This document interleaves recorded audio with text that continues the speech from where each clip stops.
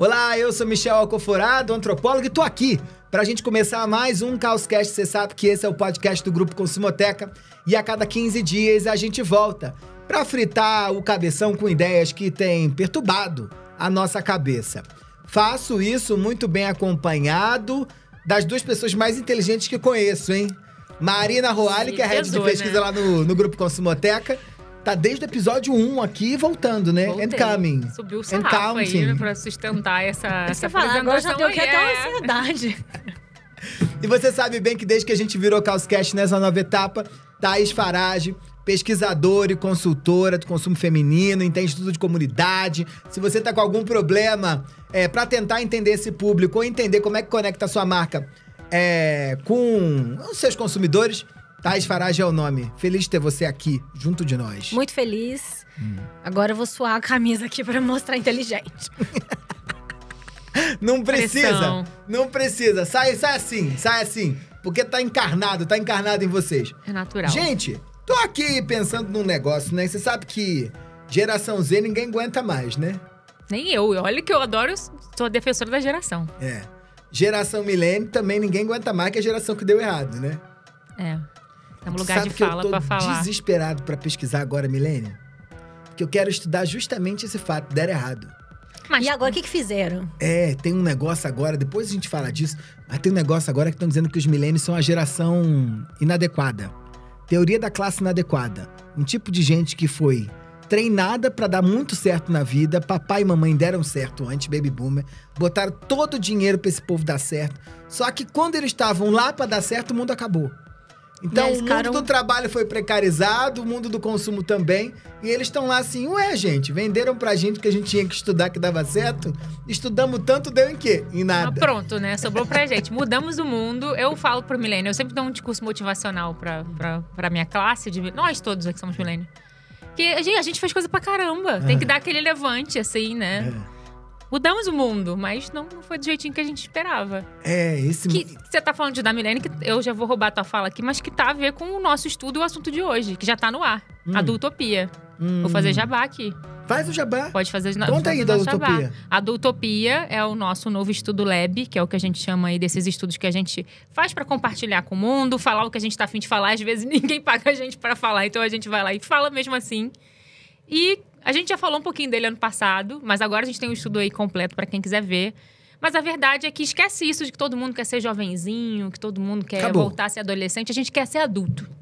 E o milênio descobriu isso com 30 e poucos anos de idade, tá tentando ser adulto também. Tá difícil, Só que buscando ferramentas. A gente achava que ser adulto eram grandes eventos. E agora a gente descobriu que adulto tá na rotina, tá em cheirar o desinfetante no mercado. Mas estamos nessa fase.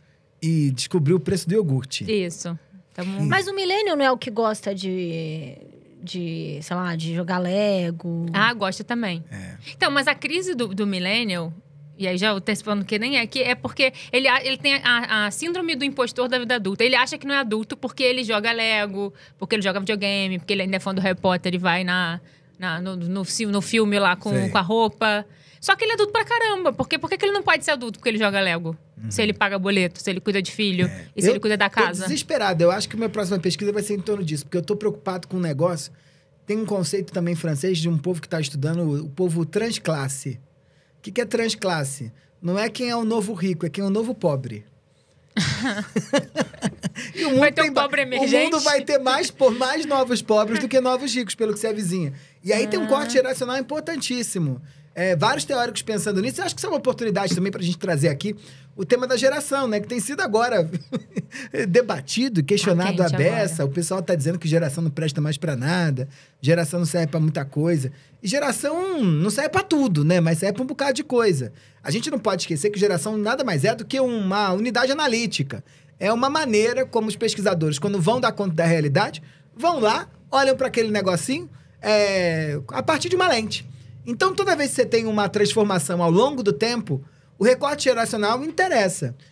Mas não interessa pra tudo, nem serve pra tudo, né? Serve pra esse tipo de fenômeno. Às vezes, classe interessa mais, às vezes, sei lá, região interessa mais, às vezes, gênero interessa mais, depende do problema que você tá lidando, né? Não vai jogar fora o bebê com a água do balde, né? Fora, porque não faz sentido, né? Que é a famosa história lá do sobrinho, que meu sobrinho é assim, então não deve ser isso, então a geração acabou. Ou, mas eu penso igual minha mãe aqui, então a gente é igual. Depende do assunto. E até acho que o povo que não trabalha com pesquisa não sabe que quando a gente faz isso de categorias analíticas que você fala, a gente pergunta o mesmo assunto e vai olhando como as pessoas respondem por esses recortes. Então, até quando a gente faz pesquisa quantitativa, eu olho lá, pergunto, você gosta de azul, né? Pergunta tosca que não é isso que a gente pergunta. Aí eu vou olhando essa pergunta só para diferentes gerações, olhando para diferentes regiões, olhando por gênero, olhando por para quem tem filho e quem não tem. E aí, quando tem diferença, então faz sentido falar dessa diferença. Esse é o recorte que é representativo pra gente pensar. É assim que o pessoal usa a geração. Né? Ou deveria usar, né? Tudo, deveria usar. Todo mundo Mas eu acho que tem uma coisa também comum no mercado de pesquisa brasileiro, que é muita gente muito quali, né? Com pouco conhecimento de pesquisa quantitativa, que é quando esses viéses aparecem mais. E aí, parte já vai a campo preocupado em analisar aqueles dados a partir da categoria analítica geração, quando não faz sentido, né? Então, por isso que a mescla metodológica é super importante para você fazer esse balanço, né? Mas o tema de hoje, a gente vai falar de um momento que geração interessa, né? A geração coitada, sofrida. Porque falaram deles rapidinho, depois esqueceram, ninguém nunca mais falou. Todo mundo é apaixonado pelos baby boomers. Os baby boomers estão aí pra tudo quanto é canto. A gente tá desesperado pela aposentadoria. Ou o boomer, né? Porque tem aquela rixa, né? Do ok boomer, que tem que falar mal. Fala mal da maneira como eles lidam com a tecnologia, mas porque a gente tem uma inveja que eles não precisam aprender a lidar com o chat GPT, que já estão com patrimônio e a aposentadoria garantida. Os mais ricos. Os mais ricos e vão fazer uma baita transferência de renda. Então, a gente vai falar hoje da geração X, né? Thaís disse que tem inveja de geração X. Eu me sinto geração X. Eu tava conversando com a Marina.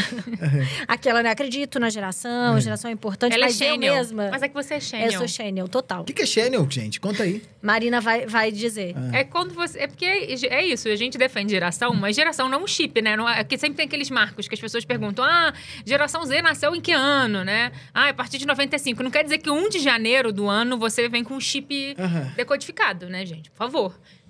Quando você tá na interseção entre duas gerações, você vai ter influência dos dois lados.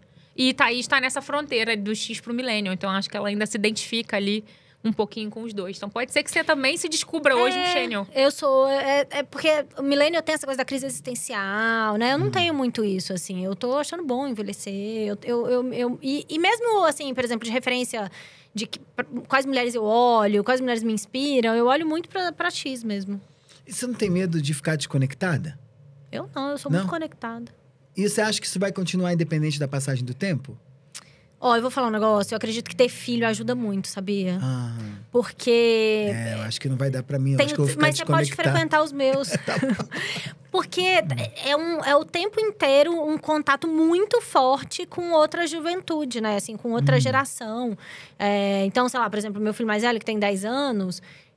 sei lá, eu consigo muito mapear o outro mundo através dele, sabe? E mesmo ele tendo 10, eu né, na escola, vendo ele acontecer no clube, né? Eu vejo muitos adolescentes, quem tem 13, quem tem 15, e tem os amigos pais e outros filhos de outra idade. Eu não sei, eu sinto que ter filho, por incrível que pareça, né? Porque mãe tem sempre essa coisa, né? Mãe é velha, é cafona, careta. Mas eu sinto que ser mãe me bota mais conectada. Acho que você tem uma escola em casa, né? Tem Quando eu tiver filho, vai ser um laboratório de geração. É legal. Falando... E é isso, assim, eu fico testando coisa que eu faço de um jeito e os meus filhos já fazem de outro. Gente, outro dia eu não fui no salão, eu conheci um menino que nunca folheou uma revista. Eu juro. Ele falou assim, num orgulho. Eu falei, não, mas pelo amor de Deus, vamos pegar aqui agora uma revista pra folhear. Ele falou, pra quê? Tem no iPad. Eu faltou. E eu tava lá o quê? Pintando o cabelo branco. Eu falei, humilha. E ele tinha quantos anos, mais ou menos? 22. É o quê? 22. Nunca folheou uma revista. Nunca. Vem um jornal, provavelmente. Nossa, jornal. Acho que ele nunca nem viu. Sabe nem como é. Nunca tinha folheado uma revista. Aí ele falou pra mim, quando eu nasci já não tinha Vogue. Eu falei, não, tem ainda. Ele, mas tem no iPad. Eu falei, mas folhei. Nem aquela que tem no dentista, de 2003, que dá caras lá da... Não, porque ele vai com o celular. Ele vai com o tem celular. interesse. Eu adoro ler caras antigas em hall de espera. Que a gente é de época. Então, a geração X é uma geração que tá fazendo um barulho aí, né? Porque... não estão aceitando os limites do fim de carreira que foram dados pelas outras gerações, né? Querem continuar trabalhando. Estão reinventando, né? Estão reinventando o game. E aí, para você que está nos ouvindo, só para ficar claro, a gente está falando desse pessoal que nasceu ali pelos anos de 1960, os anos de 1980. E é basicamente o pessoal que tá com 40 e pouquinhos até os 50 e blaus. 43 e 58 fica ali pra quem 43 gosta de um 58 recorte. para quem gosta de um recorte de números. Um pouquinho para cima, um pouquinho para baixo. Você sabe que isso é um recorte analítico só. Não tem nada a ver com o cartório dizendo na hora que você acorda de manhã, 2000 não sei quanto, você é tal geração. É um recorte analítico. E lembrando aqui que o conceito de geração é um conceito muito trabalhado dentro da sociologia da cultura e também dos estudos antropológicos. Kalman Hai é um nome importante, Eisenstadt é um outro nome importante, e outros tantos que vão dizer, olha, um grupo de indivíduos que nascem dentro de um determinado período histórico tendem a ter uma concepção de mundo mais ou menos parecida e tendem a ser atravessados pelas tensões de um tempo que vão, de algum modo, influenciar a maneira como eles se posicionam no mundo. E hoje, o nosso assunto é a geração X, que estava guardadinha no meio do armário, ninguém lembrava deles, mas agora estão fazendo um barulho e estão voltando. E estão voltando para mudar mesmo o jogo. Se posicionar diante do cenário, dizendo, não, a gente tem voz, a gente não é igual aos outros, por favor, respeite a minha história aqui e a minha trajetória. E você sabe que quando você tem grandes transformações, a gente aqui traz o nome aos bois. Marina Roale, qual é o nome do boi de hoje? Então, hoje o boi é a Primavera X. Nome aos bois. E já que a gente falou de categoria analítica aqui, vou engatar que aqui tá um caso de um estudo que a gente fez que tem duas categorias importantes, que é geração e gênero. Ah, legal. Porque quando a gente faz o estudo, é isso, a gente vai testando novos comportamentos e vai vendo, nossa, isso aqui se concentrou nesse grupo, isso vem pra cá. E tem, de fato, um movimento acontecendo. Homens da geração X estão fazendo um monte de coisa. Então, mas, gente, me desculpe, esse é um movimento das mulheres. Assim, é gritante as diferenças. Quando a gente faz quali, quando a gente faz quanti, quando a gente olha aí exemplos no dia a dia. Existe um movimento acontecendo, se você não se ligou, acompanhe. Olhe mais essas mulheres aí que estão entre os 43 e 58, de um grupo de mulheres que está ressignificando essa ideia do que é amadurecer, do que é envelhecer. Abandonando... são mulheres que foram entendendo que elas foram avançando na sociedade e não estavam se encaixando naquilo que se esperava de alguém, de uma mulher que passa ali dos 40, 50, que tá entrando na menopausa. E geralmente, quando a gente pensa em mídia, ela some, né? Porque essas mulheres, elas sumiam na geração baby boomer. As mulheres famosas, passou dos 40, você não viu mais, né? E elas pararam, foram perdendo voz. E aí tem essa ideia de que você vai cuidar da família, cuidar dos outros, né? E essas mulheres, elas estão em outra fase. Elas do quê? Eu não vejo a hora de parar. Eu tô na fase de recomeçar. Então, eu acho que reinvenção é uma palavra importante pra gente entender esse movimento. De mulheres que já deram checks aí em várias etapas da vida. E é como se elas estivessem reinaugurando uma fase da vida adulta, né? Lá dentro do estudo da Adultopia, a gente vai fazendo um capítulo para cada geração. E o Primavera X que a gente vai falar que é esse olhar dessas mulheres que estão, dando o tom delas aí. Assim, se você não vai me ouvir, eu vou abrir meu espaço e vou falar. E vou trazer meu olhar pro mundo. E faz muito sentido que sejam as mulheres que estejam liderando, porque é muito mais difícil para as mulheres envelhecer do que para os homens, né?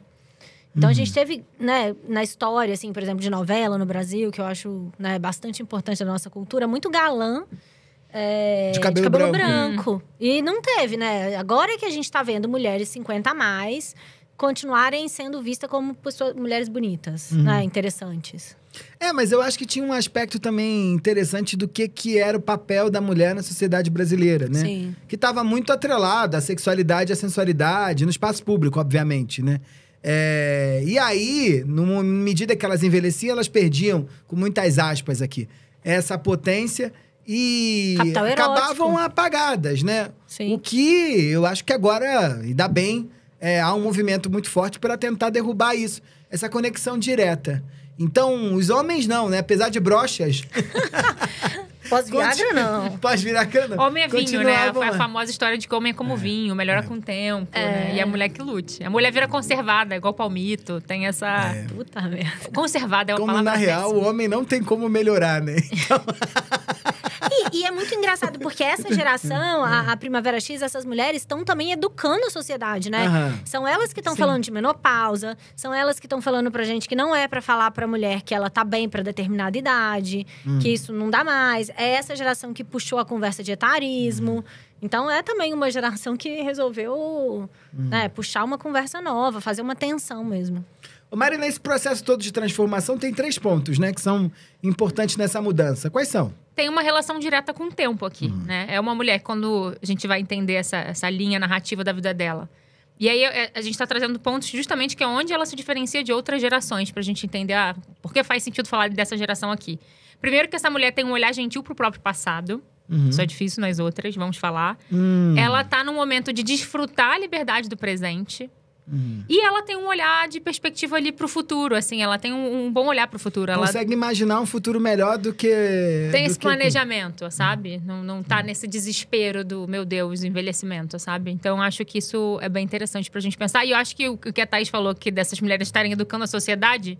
Sempre quando a gente pensa em alguma geração e de mulheres transformando algo, é mulher millennial, né? Porque as mulheres millennials compraram muitas batalhas com muitas coisas. Descansa militante. Da maternidade a padrões de beleza. Então, eu acho legal. Gente, vamos é bom dar a gente essa pro sentar na X. cadeirinha e vamos ouvir as mulheres X também, porque é legal passar o bastão, sabe? Tu já leu Miranda July? Que é uma... Ainda não li. Eu ia E falar. as suas amigas? Eu tenho várias lendo? amigas que estão lendo. E aí? O Baby Girl também, o negócio estão falando. É. Agora eu não vi tem o Baby que... Girl. Não posso falar o que eu acho. Você Muito viu? Mas você viu? chato, né? Miranda July, né? Eu não li, não sei. Mas deve ser chato igual, né? As pessoas que não gostaram de Miranda July, acho que não gostaram de Baby Girl. Eu vou ver Baby Girl porque eu amo Nicole Kidman. Eu sou fã. Eu gosto dela Mas Miranda July não deu pra mim. E vou dizer que sofri o quê? Retaliação nos meus grupos feministas.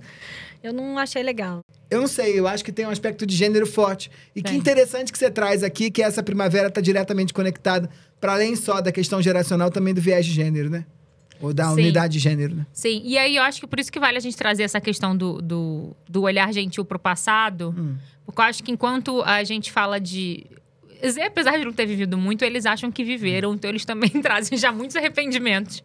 Que você vai falar com o Z, tem autobiografia publicada. Mas acho que é legal, e aí trazendo dados aqui do estudo, né? Quando a gente vai entender essa questão de... a gente levava muito nesse estudo essa relação com a sua vida, com as etapas da vida. A gente investigou muito esse lado. E essa é a geração que está menos arrependida das escolhas profissionais que fez.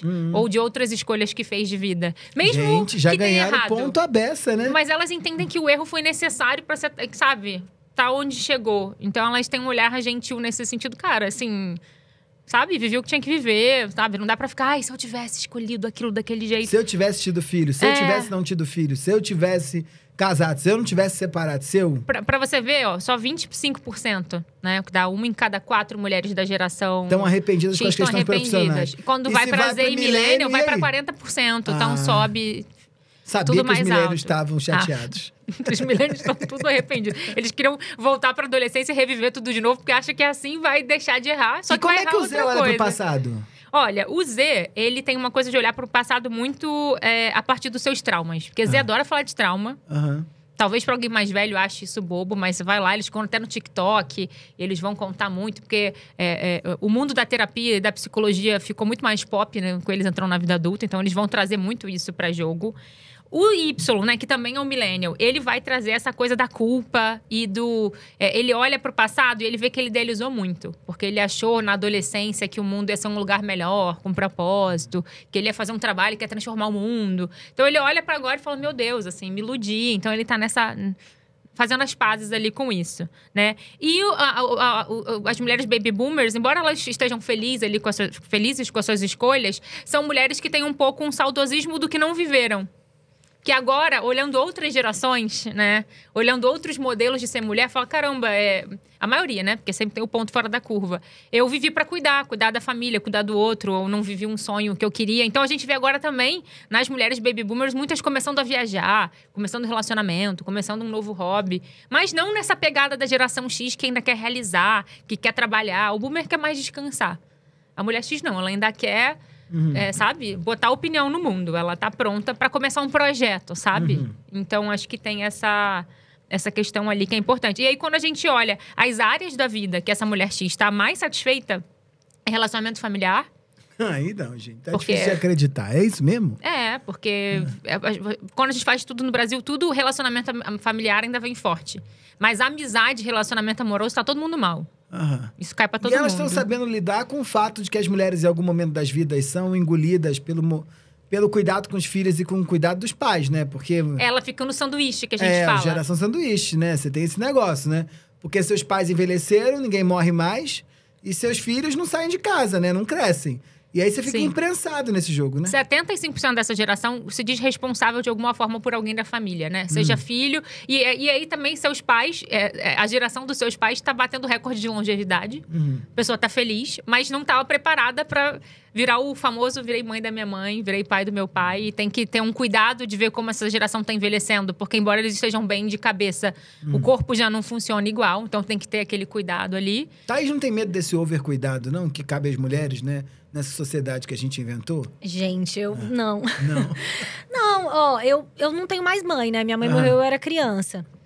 Então, eu acho que eu vivia, né, toda a dificuldade disso, mas agora eu não tenho também esse outro cuidado. E o meu pai, ele casou com uma mulher muito jovem. Então, eu acho que tá tudo bem, assim. Mas não tenho, não. Eu tenho... Eu sinto que essa coisa... que a geração, né, das mulheres... que hoje tem 50 anos, assim, e que de fato são as mulheres que me inspiram e que eu sigo, eu gosto de ver, assim, eu fico vendo, daqui a pouco eu tô lá. Elas herdaram, ainda com o tempo, ao contrário das boomers, as revoluções das millennials, né? Então, tudo isso que as millennials, né, militaram de discutir trabalho do cuidado, de discutir trabalhar fora. As X conseguiram executar. E agora estão vivendo essa fase de ter filhos um pouco maiores, né? Que dá tempo, dá respiro. Então, talvez por isso que elas estejam tão felizes no relacionamento familiar. Deu pra, né, voltou a transar, conseguiu viajar sozinha, sem filho. A X tá transando mais que a Millennial. Eu já ia falar isso aqui, porque já mesmo? passou o puerpério, o início da criança, a adaptação, a introdução alimentar. Então, tem o cuidado, mas eu acho que elas já dominam mais esse território do cuidado do que a Millennial, que entendeu que a vida adulta é cuidar também, sabe? A Millennial tá nesse lugar ali da terapia. Então, essa mulher tá agora na terapia. Não há momento histórico pior pra ser um millennial. Não há. Vamos dar as mãos millennials, mas acho que quando o millennial chega na terapia e fala, meu Deus, eu não sei se eu sou adulto, se eu dou conta, eu acho que a mulher da geração X, ela chega ali e fala, então, eu preciso me reinventar agora, sabe? Que eu já dei conta. E talvez o futuro, assim, né? Quando essa geração X tinha 30 anos, o que ela olhava e via como futuro... era muito mais duro do que de fato que ela tá vivendo, né? Então, talvez por isso essa primavera, assim... Bom ponto. Falou, pô, cheguei aqui e foi muito melhor, assim, né? Eu não envelheci como a minha mãe, eu tô conseguindo fazer a minha carreira ser, né, durar mais, ser mais interessante. Me libertaram de ser a única cuidadora das crianças. Então, eu acho que por isso também tem essa primavera aí. Eu não sei, eu olho para as mulheres de 50 e eu acho que elas estão, assim... Eu também. Felizaças. Me inspira mais hoje. É mesmo? Eu acho que até um chacoalhão pra gente que é millennial, porque o millennial, ele sofreu muito com essa coisa de fazer 30 anos. Porque ele, de repente, 30 foi um desserviço pra gente, porque falaram que 30 era a idade do sucesso, a gente achou que ia chegar com 30 anos, com tudo resolvido. E aí a gente começa a querer seguir a tendência do TikTok. Ai, porque a geração Z agora usa o cabelo assim. E aí a gente fica preocupado em mostrar que é jovem. Gente, vamos olhar pra galera de 40 e 50. Por que vocês estão olhando pras meninas de 20? É tão gostoso. Você ouve uma entrevista da Fernanda Torres, da Thaís Araújo, da Mônica Martelli. Elas inspiram tanto, sabe? Então vamos olhar pra frente, porque tem coisa legal. A gente não tem que ficar preocupada ali em se encaixar no que tá vindo. Porque eu acho que a Millennial ainda traz um pouco esse resquício, assim. Mas voltando aqui para X, né, que é o foco, a gente fala desse desfrutar a liberdade do presente por isso. E nos dados, assim, acho que é o que a Thaís até falou, acho que é por isso que ela super se identifica aí. 59% dessas mulheres, elas se sentem mais felizes na vida adulta. Então, pra que voltar? Ela não sente falta dessa adolescência dela, sabe? E eu acho que tem uma coisa de uma mulher que, diferente da Millennial e da Z, ela entra em contato com o feminismo de um jeito um pouco mais tardio, assim, do que... Então, tem muitas mulheres, quando a gente entrevista, elas falam, eu era feminista e não sabia, eu descobri faz pouco tempo, assim, eu lutei pelo meu espaço, mas eu não tinha um letramento, eu não tinha uma ferramenta do jeito que as gerações mais novas fizeram. Então, elas... agora estão se apossando disso, né? E quando a gente olha como elas avaliam a própria saúde mental, 57% delas, ó, isso é alto hoje em dia, isso tá alto, acham que tem uma saúde mental estável, né? Só 13% acha que essa saúde piorou nos últimos anos. E aí, pra gente entender se isso é alto ou baixo, comparando com gerações, elas só perdem pra boomer ali, que fica um pouquinho acima. Porque, na verdade, é uma escadinha. E aí, mais uma vez, olha como faz sentido da geração. Quando a gente pergunta como você avalia a sua saúde mental, quanto mais nova a geração, pior essa avaliação tá. Então, a autopercepção ali com o tempo tá piorando. Porque é duríssimo. A entrada na vida adulta é um negócio bizarro. Deveria ter uma bandeira vermelha no quarto do fulano, quando ele faz 15 anos, assim, no sentido tipo, cara, olha, você tá aí, você tem 2 braços, 2 pernas, tá aí no jogo da vida, mas assim, você não tá, né? A vida, você precisa se agarrar a ela. Eu brinco que a vida é isso, cavalos vão passando e você tem que pular num e agarrar na crista e não cair. Sim. E isso dá nesse momento de entrada na fase adulta. E essa parte que a gente ouviu sempre as pessoas mais velhas dizendo, né? Ah, não, eu tenho menos ansiedade, eu tenho paz. É disso, né? Bom ou ruim, tu já agarrou no cavalo e não caiu. Né? O que não dá pra saber com 20. Eu não voltaria de maneira alguma a ter 20. Eu tenho horror a 20 anos. Eu também não voltaria, não. Eu amei fazer 30 anos. Eu tenho horror a 17, 18, sabe assim? Eu tenho... A sensação que eu tenho é de Sérgio Malandro com Porta dos Desesperados. Eu tenho 40 portas abertas, mandam eu abrir uma, pode sair presente ou monstro. E a chance de sair monstro é maior.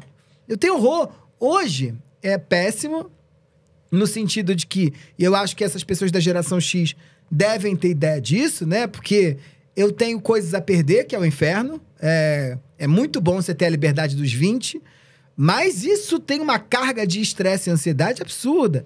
Você precisa inventar uma vida. Inventar uma vida. Inventar uma vida é um negócio horroroso. E você tá fora da curva, né? Porque a gente aqui, eu acho. Porque a maioria dos millennials tem saudade dessa fase jovem. Opa. É por isso que nostalgia vende pra caramba. Porque ele viveu uma Por isso crença. que a gente não é milênio puro, né? Eu acho que a gente não gostava. Eu, pelo menos, não era Eu muito também. feliz na minha adolescência. Eu não me sentia encaixada. Então, foi muito bom. Ufa, tem mais eu mundo. amei ser adulta. Eu também. Amei. Eu acho que quem foi meio desencaixado na adolescência amou envelhecer. Porque, nossa, ufa, que bom que isso aqui passou. Não, que bom que tem outros padrões, né, possíveis pra você se encaixar ou outros padrões pra você inventar. E isso me choca muito. Agora, eu acho que esse peso, né, porque essas mulheres da geração X, elas cresceram num mundo muito padronizado, né? Tinha um determinado tipo de cabelo, uma determinada forma, uma determinada mulher casável, um determinado tipo de trabalho. E agora eu acho que elas chegam nessa idade menos presas às instituições. Então, menos presas ao casamento, menos presas à maternidade, menos presas à família de origem, e com liberdade. Se a gente olha também um viés de classe, que eu acho que é importante, né? Putz, com dinheiro no bolso. Eu ia perguntar isso, se cruzando o boomer com X, e aí a gente cruzar gênero também, se as mulheres da X não ganham mais que as boomers. Porque a minha sensação é que essa geração de mulheres do X também são as mulheres que conseguiram ganhar mais dinheiro ao longo da vida, da carreira, sabe? Foi também conquistado esse direito, né, da carreira, veio o dinheiro. Não, total. E acho que essa mulher... Porque a mulher X, quando a gente olha cenário global brasileiro também, foi a que começou, que entrou no mercado de trabalho nessa visão de classe também, né? Porque a gente sabe que mulher trabalha há muito tempo se a gente pegar classes mais baixas. Mas quem pôde pensar trabalho como carreira, nesse sentido de... disputando cargos de disputar com homem, aquela coisa da mulher de terninho. Tem até um gráfico muito interessante que mostra essa entrada a mulher na entrada no mercado de trabalho na década de 80 faz um boom, assim. E eram as mulheres da geração X. Que, inclusive, eu acho que é interessante que tem muitas coisas que as militâncias vieram depois. E a própria maternidade X foi uma maternidade que teve que ser mais prática. A mãe que dava comida processada, que hoje a gente questiona. Mas, gente, essa mulher não se falava em rede de apoio quando essa mulher foi mãe. Não, e era... Ela tinha que entrar no mercado de trabalho, porque ela queria, né? A gente sabe que dinheiro é o que gera independência para qualquer um, então ela não ganha igual o homem, mas ela começa a ter a renda dela. Sim. E ela tinha que ser prática, porque ela não tinha divisão de tarefa em casa. E não tem aquele Reels que viralizou, uma trend também, que ficam os millennials falando tudo que se tudo que eles fizerem, tudo que eles fazem, eles ainda estão culpados, enquanto o pai dele só pagava as contas e, sei lá, mantinha a criança viva e ele era vencedor.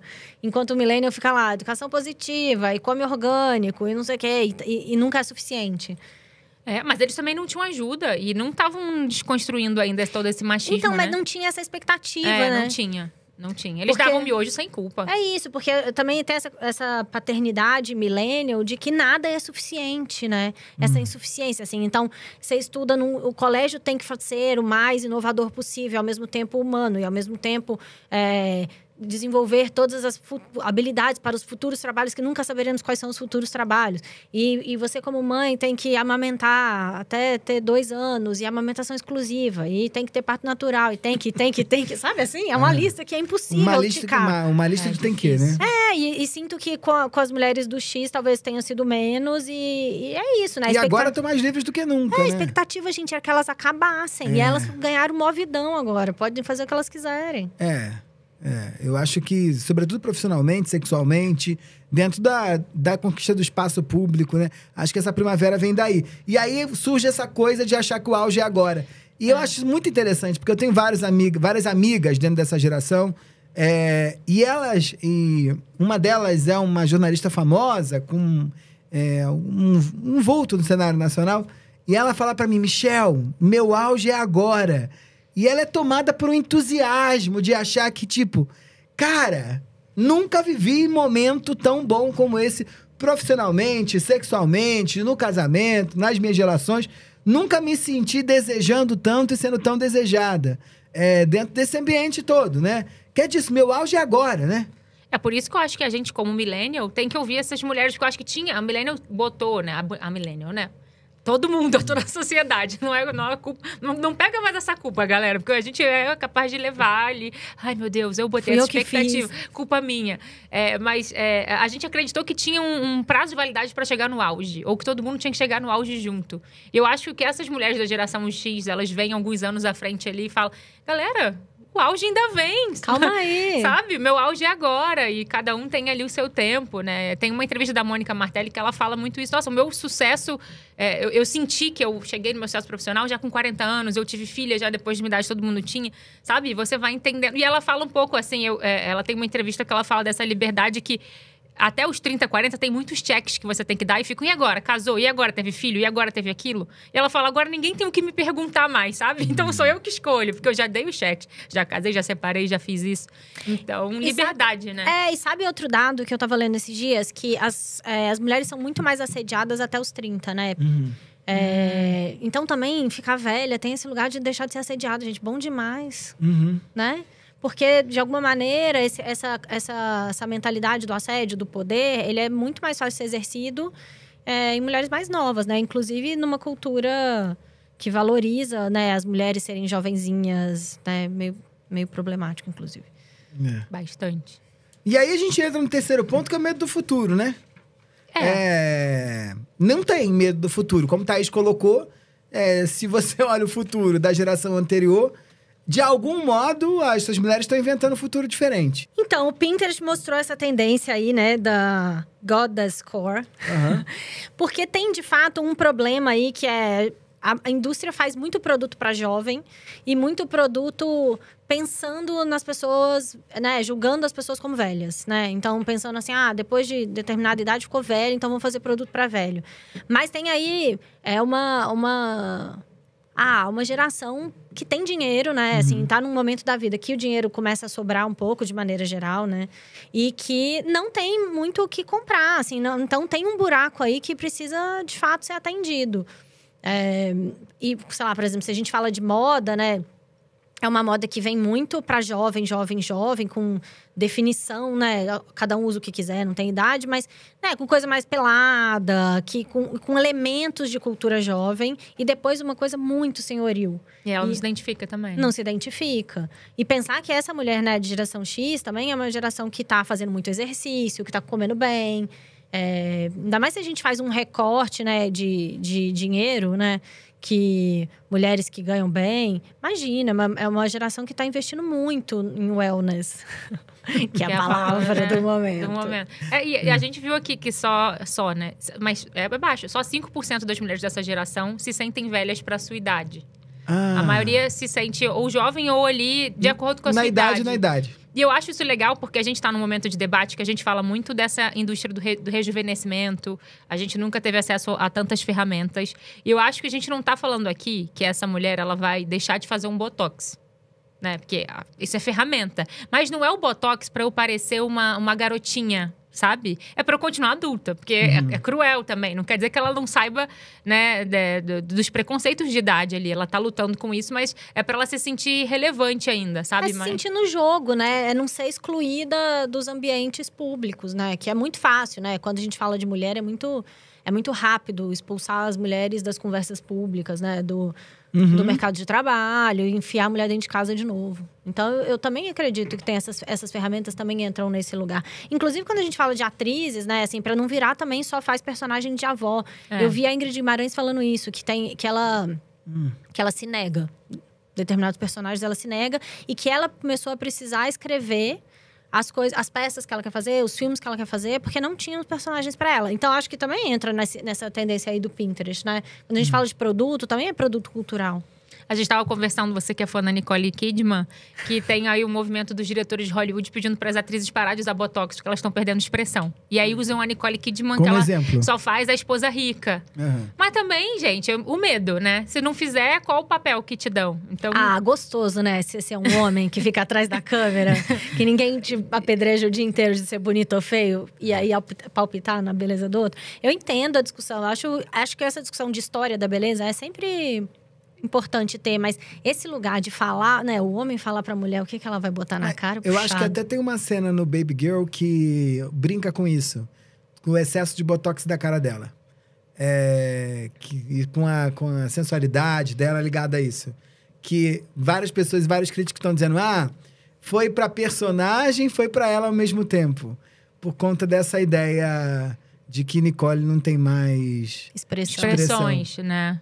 É que a Nicole, ela é o padrão em pessoa, mulher né? rica, isso que eu ia falar, né? O padrão rica americana, né? Daqueles subúrbios, né? Que tinham SUVs e casas maravilhosas, né? Sim. Mas ela mesma, inclusive, tá lá escrevendo as coisas que quer fazer, produzindo os filmes que interessam. Todo mundo reclamando dela, mas ela tá aí vivendo a vida dela, fazendo o que ela quer fazer. E o próprio A Substância, que eu acho que é um outro filme que tem tudo assisti, a ver com viu? esse. Eu vi esse. Olha, é opinião impopular. Eu não gostei desse filme, mas você... Tá vendo? Como é que eu sou famosa, não tem problema de ser cancelado. Mas eu acho que... É porque eu não gosto do gênero, porque é um negócio que vai pro terror. Mas eu acho que tem tantas outras... A pauta é importante, mas tem tantas outras maneiras...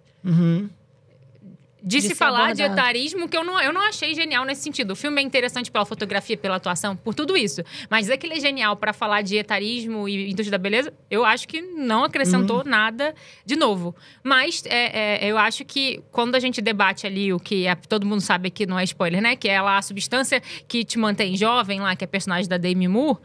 Também não é para ser a juventude da adolescência. É para ela ser jovem e se manter relevante no trabalho. Então, a gente tá falando, mais uma vez, dessa mulher que quer ser adulto, que quer, né, viver, quer se relacionar com pessoas. Então, acho que tá nesse espírito do tempo, essa mulher ali pautando. E eu acho que é mais interessante que o próprio filme é o discurso da Demi Moore lá no Golden Globe, que ela fala, né? Então, é isso. O meu auge pode ser em outra fase, né? E eu sempre fui colocada em papéis que eu não escolhia. E eu acho que foi corajoso para ela entrar num filme como esse. Então, assim, a ousadia dela de entrar num filme totalmente fora do esperado, eu acho que isso sim é muito Primavera X. E a relação com o futuro, né? Porque se eu tenho uma vida no auge, se eu tô ali, né, bombado pra frente, e tô achando que amanhã vai ser sempre melhor do que o que já foi, e esse amanhã que eu tô inventando, não tem medo pra futuro, né? E aí... Agora a gente tem que ficar sempre justificando, sempre tem um povo, né? Mas tem... Claro que as pessoas têm medo de futuro pela questão econômica, por questão de doença, crises no mundo ChatGPT. Mas isso aí é isso não é geracional, isso pega todo mundo, tá? Mas quando a gente fala com essa mulher, assim, em relação à sua vida ali, seus planos, né? Seus projetos individuais, ela tá animada pra planejar coisas, sabe? Ela não fica nesse futuro de... o medo dela é mais colocarem ela numa caixinha do envelhecimento do qual ela não vê, sabe? Do qual ela não se vê. E como ela hoje tem mais informação do cuidado, aí, do bem-estar, de tudo isso, ela abraça um pouco esse vou me preparar. E é por isso que a gente nunca falou tanto de longevidade, de menopausa. Então, vamos falar disso, sabe? E ela vai planejar o futuro dessa forma. 44% dessas mulheres, eu acho esse dado legal de trazer, ainda planejam alguma mudança de carreira para os próximos anos, sabe? Então, maravilhoso. Ou seja, não estão mesmo fora do game. Estão cansadas, estão animadas, né? E estão abertas a inventar novos contextos e se auto-inventar de novo, né? E aí eu que acho bom, que... né, gente? Então, olha, porque eu tô cansado. Não, Só de a mulher pensar. X tá no pique. E aí o motivo dessa mudança vem por... Primeiro, o objetivo melhorar salário, Uhum. né? Porque acho que antes ela precisava só entrar no mercado de trabalho, agora ela pode pensar em crescer. O segundo, em melhorar o estilo de vida, essa coisa de rotina e hábito. E pensar o trabalho como um todo, assim. Né? E acho que tem uma coisa legal dessas mulheres também, é que a gente sempre atrelou a geração millennial ao propósito. E essa mulher, ela não começou a trabalhar por propósito, porque não tinha esse discurso. Ela tinha que trabalhar, era assim... Aquele pai que falou, filha, arrume um emprego e se vira, sabe? Não tinha esse mercado. Então, é agora que ela tá trazendo um propósito pro trabalho. É agora que ela tá assim, olha, trabalhei para pagar conta e agora eu quero fazer algo que eu tô afim de fazer. Então... O propósito agora, a bola saiu do milênio e foi para a geração X.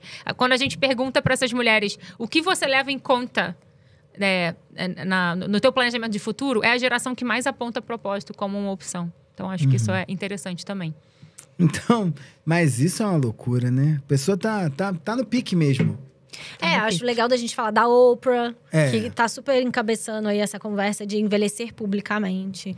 Drew Barrymore, gente... Mas a Oprah tá com 70, né? a Oprah baby, já é outra total. geração. Mas ela tem feito isso há muito tempo. Muito. E ela se mantém relevante há muito tempo. É muito inacreditável. impressionante a Oprah, né? Vou dizer, eu assisti muita Oprah na minha vida. Eu também amo Oprah. Amo. Eu brinco que eu aprendi a falar com Oprah. Com Oprah e com político. Porque a Oprah, a capacidade que ela tem de criar cadência pra voz, como se fosse música, faz com que ela se transforme numa baita comunicadora. Ela não fala nada demais, não tem nada que ela fala assim, isso é brilhante. Não. Mas você fica capturado. Ela capturado. e ela é muito boa na condução da conversa, Na condução né? da conversa. Ela faz todo mundo falar tudo, é maravilhosa. É. Mas é isso, ela trouxe isso, né, como... Tem trazido há muito tempo essa pauta de envelhecer publicamente, tem Clube do Livro. E, né, envelhecer publicamente também sendo uma mulher de negócio, né? Então, nesse lugar sempre... Um território sempre pouco ocupado pelas mulheres. E a Drew Barrymore, né? Que aí sim, essa geração... E Drew Barrymore, que foi uma jovem muito rebelde, né? Fez muitas loucuras e tal. E agora, totalmente numa conversa de wellness, de se cuidar. De que não precisa casar, não precisa ter filho. Jeitos de ser feliz. Ela foi para uma conversa agora bastante de autocuidado. Talvez seja uma boa palavra, autocuidado. Ela tem um negócio meio de autoajuda, né? A palavra ou ela? Ela. Não, ela tem um programa que é um pouco de autoajuda, De né? entrevistas, né? De trazer... Mas Eu ela não- fala não muito ficava. dela. Ela traz muitas experiências dela. Não, a história de... Eu fui ver outro dia, eu queria ler o livro dela. Ela foi viciada desde criança. Ela foi uma criança isso, alcoólatra. Ela, com 10 anos, Família ela já abusiva. cheirava. Ela é a menina do ET, né? Ela já é de uma família de famosos. Então, realmente, pra ela, acho que a primavera chegou agora. Liberdade agora. E teve um caso que, acho que foi ela, o primeiro fogacho da menopausa dela foi ao vivo. Ela tava numa entrevista. E aí ela começou Acho a que foi suar. ela e a Jennifer Aniston. Então ela também usou isso, assim, gente, eu acho que chegou, eu tô sentindo. Então, as pessoas não falavam disso na TV, sabe? Posso dizer tudo Muito que eu bom. acho. Gente, a Renée Zellweger, né? Que... Não é Renée Zellweger? É a Renée O Zellweger. Bridget Jones teve o Não, 4 agora. exatamente. Tá voltando Que é agora. agora Bridget Gente, e olha, eu vou revivendo. causar aqui, tá? Vai Sabe lá. por quê? Menopausa é cultural, tá? Ai, meu Deus, conta mais. Totalmente, Porque eu não quero, né? eu Porque tô olha que morrendo loucura. de medo, então me Você convence. tem uma construção, né? E eu acho que essa que parte do medo do futuro também ter diminuído, vem papel da forma como a menopausa está sendo ressignificada, né? Porque eu acho que as mulheres viam a vida pós-menopausa como um apagamento total da própria sexualidade ou de um apagamento do interesse, da sensualidade, do interesse dos homens nelas, né? Isso talvez seja até um alívio, como o Thaís colocou agora, né? Muito bem. Mas o ponto interessante é que ainda a menopausa é totalmente capturada pelo discurso médico. Sendo que ela é um evento social, de transformação social dessa mulher que é obrigada a inventar uma nova subjetividade por conta das transformações do corpo. E tem um trabalho de uma antropóloga americana que fez uma pesquisa durante muito tempo com mulheres no climatério no Japão. E eu as vi mulheres isso no aí. climatério não sofrem fogacho, não existe isso, tá? É o mesmo corpinho, mesma biologia. Não tem fogacho. Tem uma antropóloga brasileira que estudou isso na Universidade Federal da Bahia, que se chama Ana Paula Reis. E ela vai mostrando essas diferenças entre as mulheres brasileiras e as japonesas. Elas não sofrem fogacho. Elas acham que é um momento de intensa liberdade para elas, então não tem sofrimento nenhum, porque há uma separação completa entre sexualidade e procriação. Então pode dar à vontade, porque não tem nenhum risco daquilo virar alguma outra coisa maior e você ser obrigada a virar mãe e aquilo te colocar um peso maior. Elas atravessam rituais importantes para a sociedade, onde há um empoderamento. Tem uma hierarquia que você ganha na família, de uma hierarquia, de que você já atravessou por esse processo. E eu acho que o que essas mulheres da geração X estão fazendo é uma reinvenção mesmo cultural, né? Do que é esse processo. Agora, eu vou pedir desculpas já antecipando que eu não quero ser cancelado, mas do ponto de vista de um homem, tá? E aí, talvez seja só um homem médio falando de um processo super importante para as mulheres, essa reinvenção ainda está pautada, e eu acho que é por isso que não espanta, num modelo de liberdade masculina. Que é uma liberdade em relação aos tem que, né? Porque o filho não precisa mais tanto de você.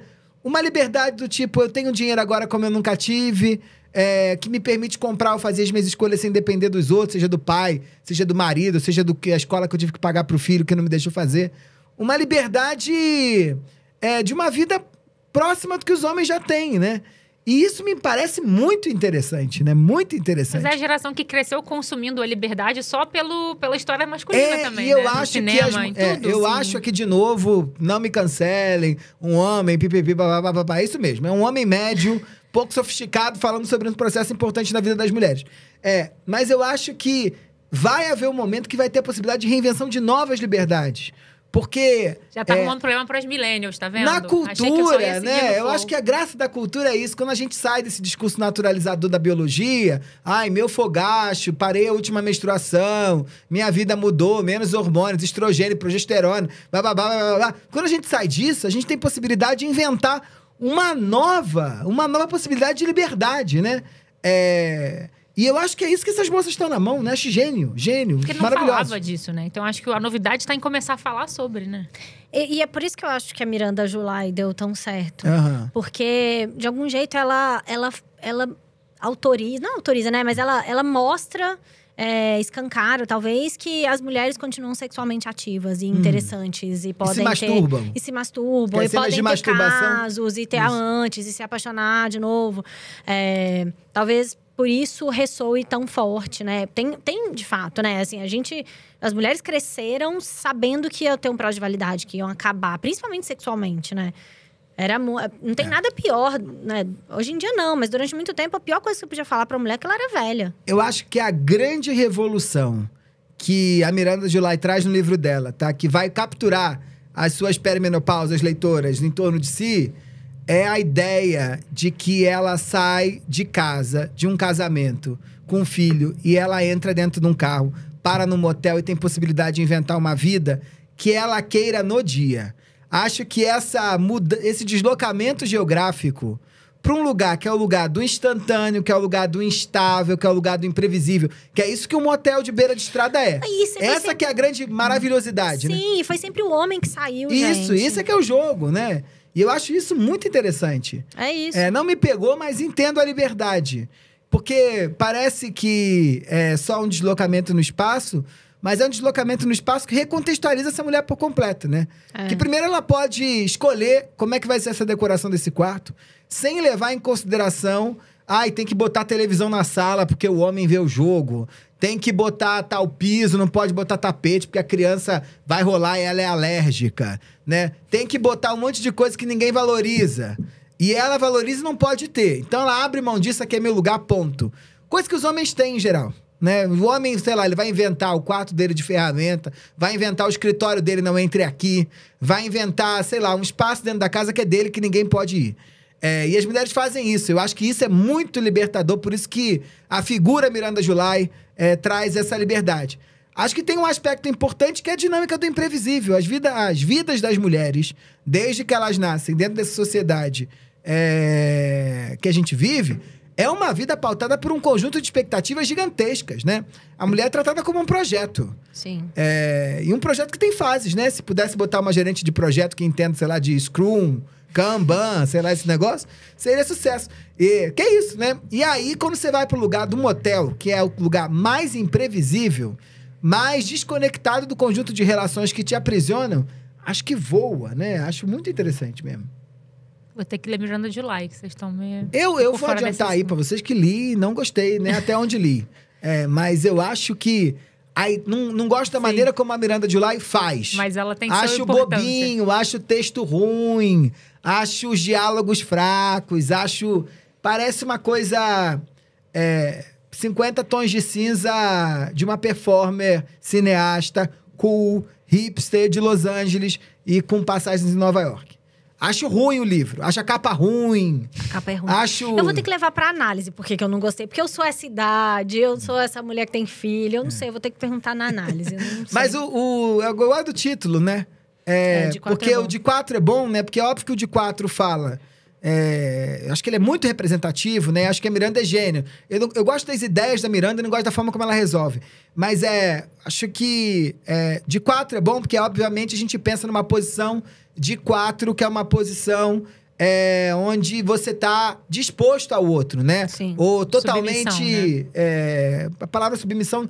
Talvez submissão, mas totalmente disponível pro desejo do outro, né? Sim. Você tá lá posto pro outro te usar. Sim. E aí eu acho que é maravilhoso que ela dá uma virada, dizendo... É isso, mas também é a posição mais estável que você pode ter. Estável, né? Então você tá de 4, mas de 4 você não cai, né? E isso é muito bonito você pensar... Pra pensar essa primavera mesmo, né? Que é isso, gente que tá... Às vezes se submetendo a coisas que não queria se submeter ainda... Mas talvez no momento mais pleno, né? De todos. Sim. E a gente, eu acho que teve uma época que a gente citava a Anitta todo episódio, e eu acho que agora a Fernanda Torres vai ser citada todos os Fernanda Torres. episódios. Porque tem a entrevista que ela fala assim: é muito bom ver o que eu tô vendo na maturidade.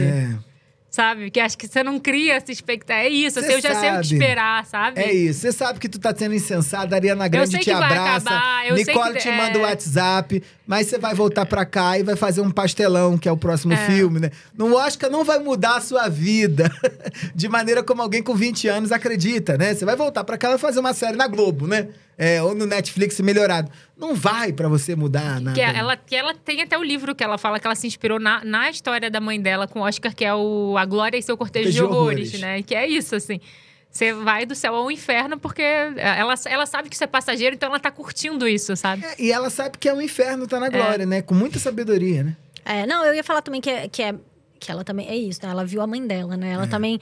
Ela teve mais... Né? Ela já teve um spoiler bom, assim. Ela já foi mais bem trabalhada pra essa... Pra não deslumbrar, né? Mas realmente ela é ótima. Bom, Marina, dicas, hein? Pra onde o povo tem que olhar aí? O povo que tá lidando com as perimenopausas, com primavera X, o povo que tá no climatério, já passou do climatério, pós-climatério, já menstruou, deixou de menstruar, tem 43 a 58 anos. Como é que as marcas têm que olhar pra esse público? Não, primeiro marcas, olhem pra esse público, porque eu acho que esse público ainda é pouco olhado. E quando é pela indústria da beleza. Assim, a indústria da beleza vem falar de longevidade e menopausa como se fosse algo muito disruptivo. Eu acho que quando a gente vê essas mulheres ali protagonizando campanha, ou pensar produto, pensar marca, é muito para falar, vamos falar, e é para tirar um pouco esse lugar medicalizado da menopausa. Ou faz pouco tempo que um primeiro produto de beleza no mundo começou a usar menopausa na embalagem, sabe? Era uma coisa que Não podia falar. ninguém podia falar. Então, é óbvio que quando ninguém fazia, quando você começa a fazer, isso é disruptivo. Mas eu acho que o que a gente tá vendo aqui é que isso ainda é pouco, assim. E eu acho que a referência que a gente tem aqui, quando a gente tá vendo quem tá construindo essa Primavera X, não são marcas do mercado. São marcas pessoais. São mulheres com a tua famosa... Ui, tô aqui derrubando tudo. O termo lá, marca pessoal, branding pessoal, são essas mulheres que têm uma vida pública, têm uma marca a zelar, e elas estão criando, elas estão se colocando, né? Então é isso, eu estou escrevendo o papel que eu quero, eu crio a minha websérie, eu crio o meu programa de entrevista. Então eu acho que a gente deve olhar como marca para essas mulheres, ver as narrativas que elas estão trazendo e pensar esse mercado aí que está querendo ser ouvido, que, enfim... Falar sobre coisas além da menopausa também. Menopausa importa, mas fale de tudo. De vida, desejo, trabalho, relacionamento, o que for. Eu sinto que as marcas deviam estar falando com essas mulheres muito mais sobre como elas são donas da própria vida. E agora, e conseguem definir o que elas querem fazer, mudar de carreira, né, do que... como é bonito ter cabelo branco. Porque não é sobre ter cabelo branco, é sobre ser dona, né, da sua vida, assim. Essa liberdade da Miranda July. Acho que é isso que capta essas mulheres. Pô, liberdade de fazer dancinha no Instagram. Você já viu o Instagram dela? Todo dia uma dança, né? Num quarto diferente. E é isso, né? Parece pouco, mas é muito, né? Parece pouco, mas é muito. É muito. É. Maravilha! Vamos caminhando pro final, hein? Arrumei uma hater, Catita, né? Que cuida das nossas redes sociais aqui, uma apaixonada por Miranda July. Certamente gostará menos de mim depois desse episódio. Vai ter que dar réplica Dadas as minhas críticas. Mas eu fiz uma série de elogios, né? Uma série de elogios a Miranda Tá July. tudo bem, ninguém precisa todo mundo gostar de Não tudo. precisa, eu sei. Mas é isso. Catita, nós chamamos. Coraçãozinho pra você. Vamos pro Joga na Roda. Thaís Faragem, que trazes hoje? Que trazes? Eu vou indicar a criação de conteúdo da Thaís Araújo. Eu tô muito fã. Eu sinto que ela encontrou um jeito de se comunicar que é muito bom. Ela é inteligente, ela tá fazendo os projetos dela, e os projetos dela são muito interessantes. Ela consegue... É a única pessoa que eu consigo ver fazendo esses conteúdos de mostrando casa, decoração e que me interessa. Sem ficar cafona, né? Não ficou cafona. Que tem um propósito, né? Tipo, o artista é pensado. Ela né? é artista mesmo, né? Então, ela tem sempre uma boa piada pra fazer ali. Ela é engraçada, ela é interessante. Ao mesmo tempo, não acho que ela fica o tempo inteiro querendo ser super simpática, sabe? Essa coisa do media training. Não, ela tá tranquila. Bons looks. Boa maquiagem, bom Ela cabeleireiro. tem o vídeo da calcinha bege, que eu acho que você comentou maravilhoso. outro dia. Maravilhoso esse vídeo da calcinha Ela fala, eu uso bege. calcinha bege. Isso é Primavera X pura. Que é isso, é a mulher que não tá preocupada em agradar. Bota a tua calcinha bege e vai conquistar o mundo. E aí o povo fala, e o casamento? Ela, querida, eu tô casada há anos. Ele que lute, sabe? Tipo... Eu acho um bom conteúdo, não só como entretenimento, eu acho um ótimo norte pra gente olhar, assim, de uma mulher que é interessante, que é interessada, que tá dirigindo, escrevendo, produzindo as próprias coisas. Que tem conflitos humanos, né? Que Essa tem coisa da conflitos. casa, é uma casa que a gente quis, a gente sonhou com essa casa, a gente comprou a casa, descobrimos que era um inferno ter essa casa, porque toda a demanda de trabalho, de empregados que precisava pra ter essa casa, vendemos a casa. São conflitos humanos, né? Então agora eu vou tirar a onda, porque eu falei isso no Instagram, eu elogiei ela no meu Instagram e tal, e ela não me respondeu. Mentira. Juro. Ela respondeu, ela falou, eu falei, eu também quero mudar pro apartamento. Ela falou, mulher, mas vou te falar que é bom ter casa quando criança cresce.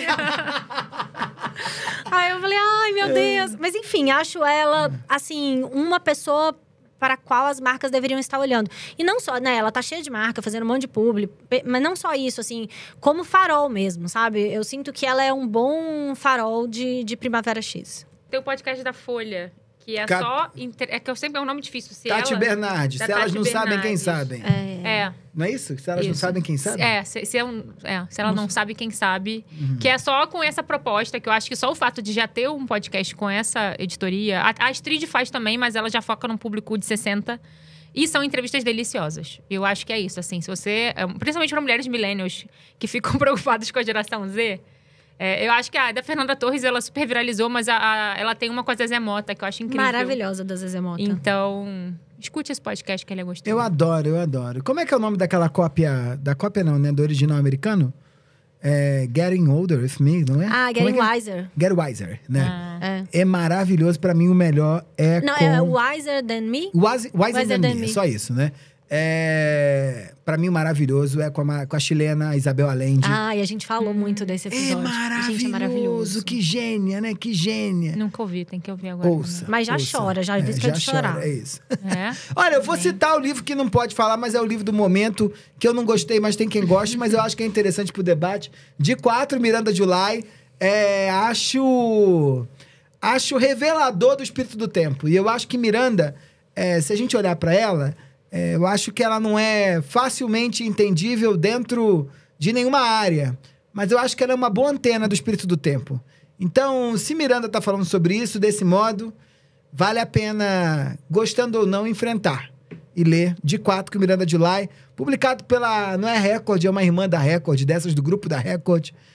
A capa não é boa, mas é isso. Tamo junto. Beijo e vambora! Tchau, Thaís. Tchau, até mais. Tchau. Tchau.